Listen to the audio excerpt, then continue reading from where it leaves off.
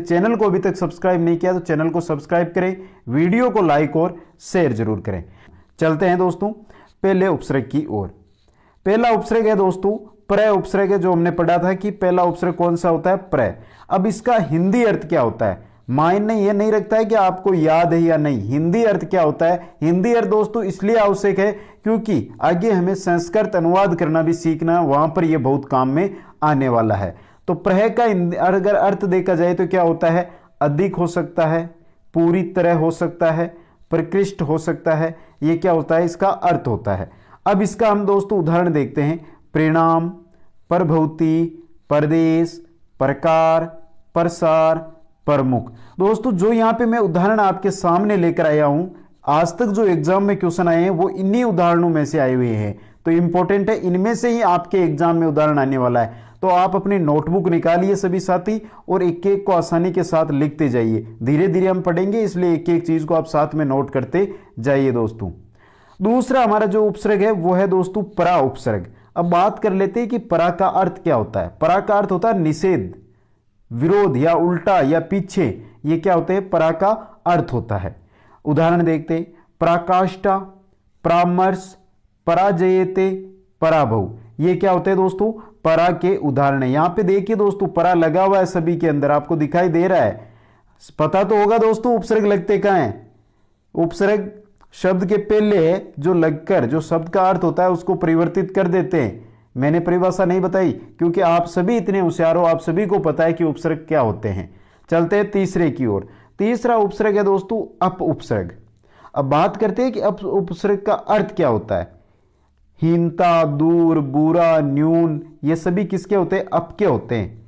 जैसे हीनता का बोध कराना हो, न्यूनतम का बोध कराना हो, दूर का, बुरा का, कैसे, अपकरोति, अपहरती, अपहरणम, अपवाद, अपमानस, सभी के अंदर आपको अप दिखाई दे रहा है दोस्तों।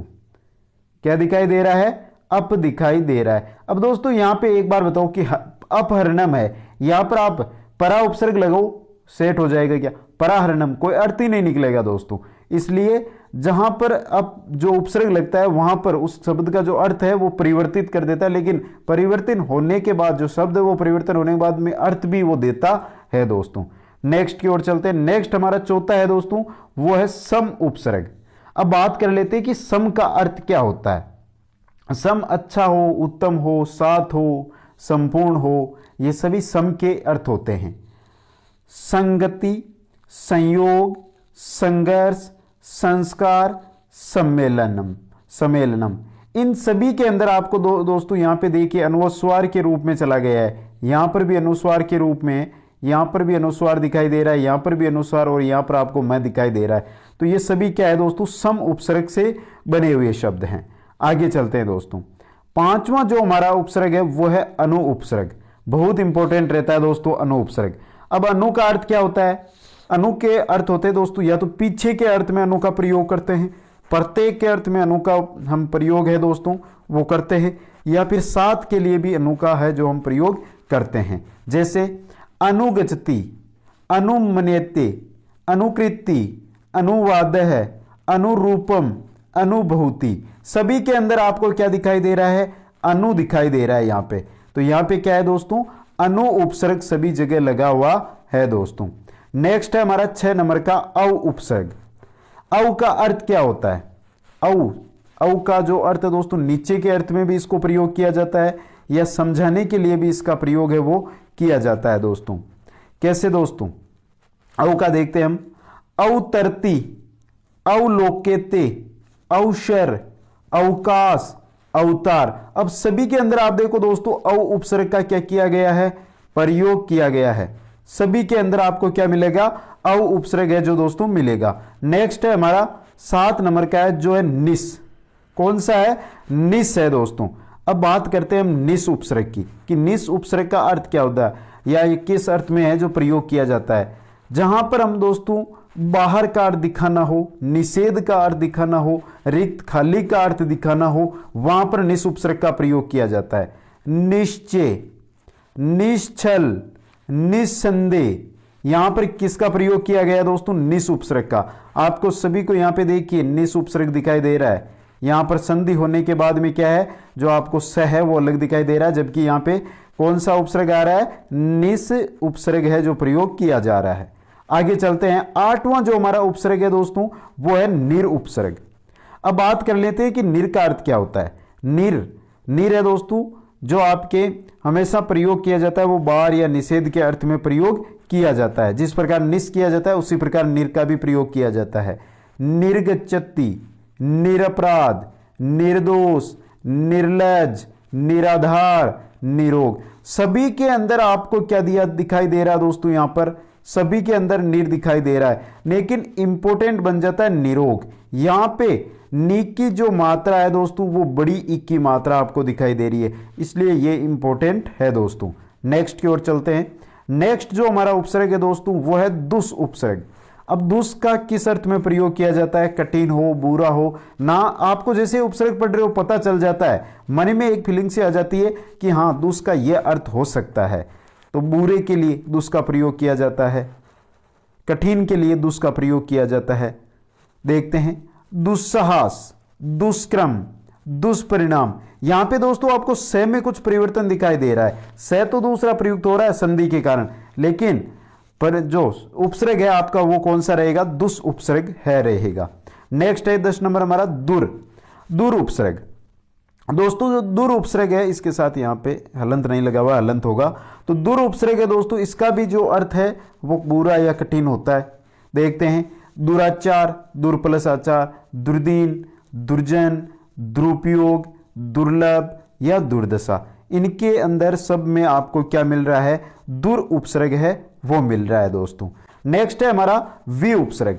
बात करते हैं कि वि का जो अर्थ है वो किस अर्थ में प्रयुक्त किया जाता है। वि या तो विशिष्ट के लिए वि का प्रयोग किया जाता है, या विभक्ति के लिए वि का प्रयोग किया जाता है, या रहित खाली के लिए या रहित के लिए भी वि का उपयोग है वो किया जाता है।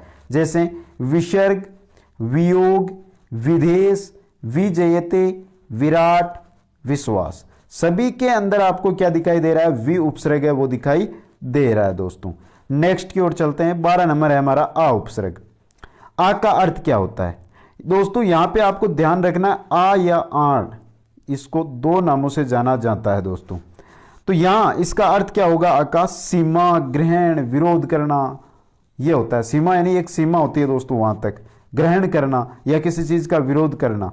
जैसे आगच्छत, आहरति, आरोपयति, आहार, आकाश, आचरति, इन सभी में आपको कौन सा उपसर्ग दिखाई दे रहा है मित्रों, आ उपसर्ग दिखाई दे रहा है। नेक्स्ट की ओर चलते हैं। नेक्स्ट है हमारा दोस्तों नी उपसर्ग।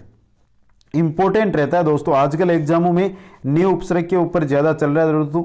ये जो एग्जाम है उनके अंदर ट्रेंडिंग पे चल रहा है दोस्तों नी उपसर्ग है जो। नी का अर्थ नीचे भी होता है, नीचे के अर्थ में भी होता है, बिना यानी कि उसके बिना, वहां पर बिना के अर्थ में भी नी का प्रयोग किया जाता है, या फिर हम बात कर सकते हैं निषेध के अर्थ में भी नी का प्रयोग किया जाता है। निदेशालय, निवास, निवेश, निमंद, नियोग, सभी के अंदर आपको नी उपसर्ग है वो दिखाई दे रहा है दोस्तों। नेक्स्ट है हमारा अधि उपसर्ग। अधि का है जो दोस्तों प्रयोग है वो किया जाता है समीपता या प्रधानता के अर्थ में। जैसे अधिशेते, अधिकार है, अध्यादेश है, अधिष्ठाता, अध्ययनम, अधिगम, अधीन, अधिसूचक, इनके अंदर आप सभी के अंदर आपको क्या मिल रहा है, अधि उपसर्ग मिल रहा है दोस्तों। नेक्स्ट में चलते हैं अपि। नेक्स्ट है दोस्तों हमारा 15 नंबर का जो उपसर्ग है वो है अपि उपसर्ग। अपिदानम, अपिहितम, अपितु, यह सभी के अंदर जो उदाहरण है इनके अंदर आपको क्या दिखाई दे रहा है, अपि उपसर्ग है वो दिखाई दे रहा है दोस्तों। नेक्स्ट क्वेश्चन में चलते हैं। अति का अर्थ होता है बहुत अधिक। क्या होता है, बहुत अधिक। जैसे अत्याचार, अत्यंत, अतिशय, अत्यावश्यक, अति, अतिवाद, सभी के अंदर आपको क्या दिखाई दे रहा है, अति उपसर्ग दिखाई दे रहा है। लेकिन अब बहुत सारे साथी कमेंट कर देंगे सर अत्यंत में कहां अति है, तो यहां पे यण संधि हो गई है मित्रों, यण संधि होने की वजह से आपको आधा तक दिखाई दे रहा है, जबकि यहां पे अति ही उपसर्ग है। नेक्स्ट है हमारा सु उपसर्ग। सु का अर्थ किसके लिए होता है, अच्छे के लिए, सुंदर के लिए सु का उपसर्ग किया जाता है। जैसे स्वागतम, सुपरिचित है, सुलेख है, सुराग है, इनमें क्या किया गया, सभी में सु का, सु प्लस आगतम, ये स्वागतम है, बहुत इंपॉर्टेंट रहता है, बहुत बार पूछा जाता है दोस्तों ये स्वागतम। नेक्स्ट उपसर्ग की ओर चलते हैं दोस्तों। 18 नंबर का जो हमारा उपसर्ग है वो है उद उपसर्ग, जैसे उद्धार, उच्चारण, उल्लेख, उद्घाटनम, उद्भेदनम, उच्छ्वास, उत्कृष्ट। इन सभी के अंदर क्या है दोस्तों, उद उपसर्ग है, उसका प्रयोग किया गया है। नेक्स्ट है हमारा अभी। अभी, अभी का मतलब यहां पे दोस्तों उद भी होता है या उत भी इसको बोला जाता है बहुत बार, उद या उत। तो अभी का है पास या सामने या और या इच्छा, इनके लिए है जो किसका अभी का प्रयोग किया जाता है, जैसे अभियोग, अभिष्ट, अभ्यागत, अभी प्लस आगत, अभ्युत्थानम, अभ्यर्थी। इन सभी के अंदर कौन सा है, अभी उपसर्ग लगा हुआ है दोस्तों। नेक्स्ट है प्रति उपसर्ग। प्रति उपसर्ग, प्रति यानी बराबरी, विपरीत, उल्टा, प्रत्येक, इन सभी अर्थों में इसका प्रयोग किया जाता है। प्रतिकृति, प्रतिकार, प्रतिपक्ष, प्रतिदिनम या प्रतिशत, इन सभी के अंदर क्या है, प्रति आपको उपसर्ग है, सामने दिखाई दे रहा है, देखते ही आप पहचान जाओगे दोस्तों। नेक्स्ट 21 नंबर उपसर्ग की ओर चलते हैं। 21 नंबर का उपसर्ग है हमारा परि उपसर्ग। परि उपसर्ग, परि चारों ओर, समझ गए होंगे, परि चारों ओर। देखते हैं, परिहर्ती, परिश्रम, परिचारिका, परिणीता, परिसर या परिजन, इन सभी के अंदर आपको कौन सा उपसर्ग है दोस्तों, परि उपसर्ग है, जो आपको दिखाई दे रहा है। नेक्स्ट और अंतिम हमारा जो उपसर्ग है वो है उप उपसर्ग। उप उपसर्ग, उप का अर्थ तो दोस्तों, जैसे हम उप का बात करें तो समान भी उप का होता है, निकट भी उप का अर्थ होता है, गौण भी होता है, छोटा भी होता है, पास भी होता है। देखते हैं उदाहरण इसके। अब उपगच्छति, उपकरोति, उपवास, उपाध्याय, उपकार, उपयोग, उपनिषद या फिर उपस्थिति, ये इंपॉर्टेंट रहता है उप भी दोस्तों। यहां पर आप सभी को है उप उपसर्ग है, आप इसको आसानी से पहचान जाओगे कि किस किस के अंदर उप उपसर्ग लगा हुआ है, आपको यहां पे दिखाई दे रहा है, सभी में उप उपसर्ग है जो आपको दिखाई दे रहा है। तो दोस्तों ये थे आज का हमारा टॉपिक, जिसके अंदर हमने देखा था उपसर्गों के बारे में।